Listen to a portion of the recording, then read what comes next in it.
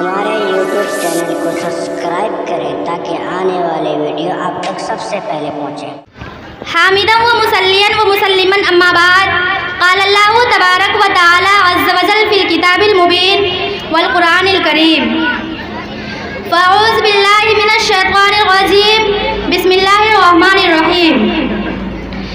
وقال اللہ تعالی واعتصموا بحبل اللہ جميعا ولا تفرقوا۔ سامعات بس، میں آپ کے سامنے جس عنوان کو لے کر آئی ہوں وہ ہے اتحاد و اتفاق۔ حضرات کرام، یہ آیت کریمہ اتحاد کے بارے میں ہے اور اللہ تعالیٰ نے اس آیت کریمہ میں اتحاد کا حکم دیا ہے۔ اور ایک دوسری آیت میں یعنی سورہ آل عمران کی آیت نمبر 103 میں فرمایا کہ ان لوگوں کی طرح نہ بنو جو متفرق اور منتشر ہو گئے اور ایک دوسرے سے اختلاف کیا۔ کسی بھی قوم کی کامیابی و کامرانی اور فتح و نصرت کی تاریخ رقم کرنے میں سب سے بنیادی رول اس قوم کے درمیان پایا جانے والا اتحاد ادا کرتا ہے۔ تاریخ کے اوراق بتاتے ہیں کہ قوموں کے عروج و زوال، اقبال مندی و سربلندی، ترقی و تنزلی، خوشحالی و فارغ البالی اور بدحالی کے تقدم و تخلف میں اتحاد و اتفاق، باہمی اخوت و ہمدردی اور آپسی اختلافات اور باہمی نفرت و عداوت اہم ترین اسباب ثابت ہوتے ہیں۔ ملت اسلام سامعات بزم، ملت اسلامیہ کی تاریخ بھی یہی بتاتی ہے کہ جب تک فرزندان توحید کے اندر اتحاد و اتفاق پایا جاتا رہا تب تک وہ کامیابی اور کامرانی کا علم پورے دنیا میں لہراتے رہے، اور جب انہوں نے اتحاد و اتفاق کے دامن کو چھوڑ کر اختلاف و انتشار پھیلانا شروع کیا تو ان کو سخت ترین ہزیمت اور شکست ناکامی کا منہ دیکھنا پڑا۔ سپر پاور قوم کی حیثیت رکھنے والے مسلمان دنیا بھر میں ذلت و رسوائی کا سامنا کرنے لگے۔ اسی لیے قرآن کریم نے اتحاد و اتفاق کی اہمیت اور اسے برقرار رکھنے پر بے پناہ زور دیا ہے۔ محترم بزرگوں، واضح طور پر اللہ تعالیٰ نے قرآن کریم میں کہا ہے جس کا ترجمہ یوں ہے کہ تم اللہ تعالیٰ کی رسی کو مضبوطی کے ساتھ پکڑے رہو اور پراگندہ نہ ہو جاؤ،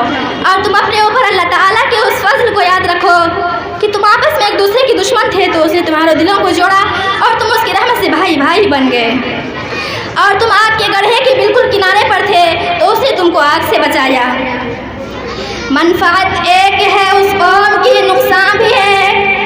منفعت ایک ہے اس قوم کی نقصان بھی ایک ہی سب کا نبی، دین بھی، ایمان بھی ایک،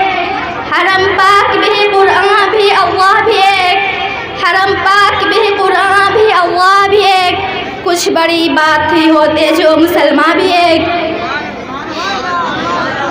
میری عزیز بہنوں،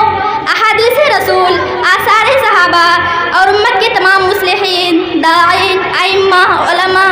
اور مفکرین نے اتحاد کی دعوت دی ہے، اس کو اپنانے باہم شر و شکر رہنے کی تلقین کی ہے، لیکن افسوس کا مقام یہ ہے کہ اس وقت دنیا بھر میں سب سے زیادہ اختلاف کا شکار یہی قوم ہے۔ 21ویں صدی میں سیاسی اور اقتصادی غلبہ حاصل کرنے کے لیے کئی متضاد مذہب، فکر اور کلچر کے حاملین بھی ایک ہو چکے تھے، جو کل تک ایک دوسرے کے خون کے پیاسے تھے، وہ لوگ بھی آج باہم شر و شکر نظر آ رہے ہیں، جن کے پاس اتحاد کے لیے کوئی نقطہ نہیں ہے۔ دوسری طرف مسلمانوں کے پاس اختلافات کے باوجود اتحاد قائم کرنے کے لیے بہت سی مشترک چیزیں ہیں، لیکن اسی کے باوجود مسلمان عملی سطح پر شدید اختلاف کے شکار ہیں۔ دوسری طرف علمیہ یہ ہے کہ مسلمان اختلاف کے شکار اس قوم کے رہنما ہمیشہ اتحاد کی باتیں کرتے ہیں، لیکن کبھی بھی یہ مشن کامیابی سے ہمکنار نہیں ہو پاتا ہے۔ حضرات، ملک کی آب و ہوا چیخو پکار کر کہہ رہی ہے مسلمانوں متحد ہو جاؤ ورنہ تمہاری داستان تک بھی نہ ہوگی داستانوں میں، لیکن ہم سائنسی، سماجی، مذہبی سطح پر ایسی کوئی بھی پہل نہیں کر رہے ہیں جو عملی سطح پر اس ملک کے مرض کا ازالہ کر سکے۔ تو آئیے آج ہم ایک ایسی کوشش کر کے اس قیامت خیز منظر سے باہر نکل سکتے ہیں۔ اس کے لیے ہمیں تمام مسلک کے رہنماؤں کو اپنے اصول و نظریات سے سمجھوتا کرنا پڑے گا، کیونکہ اتحاد یہ نہیں ہے کہ ہم ایک دوسرے کو اپنی بات ماننے پر مجبور کر رہے ہیں، بلکہ قیام اتحاد در حقیقت اس کوشش کا نام ہے کہ آپ اپنے خیالات سے امت کی مفاد کی تائید کر رہے ہیں۔ میری بہنوں، میرا خیال ہے کہ all India Muslim personal law board کے پلیٹ فارم से एक मंशत और तारीखी पहल होगी। पूरे दुनिया भर में ये पैगाम फैल जाएगा कि हिंदुस्तान के मुसलमान अमन और सलामती के लिए कल भी पेश था और आज भी पेश और हमेशा रहेगा इंशाअल्लाह, आमीन।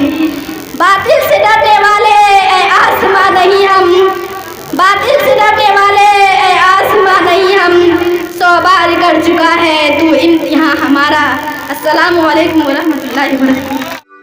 हमारे YouTube चैनल को सब्सक्राइब करें ताकि आने वाले वीडियो आप तक सबसे पहले पहुँचे।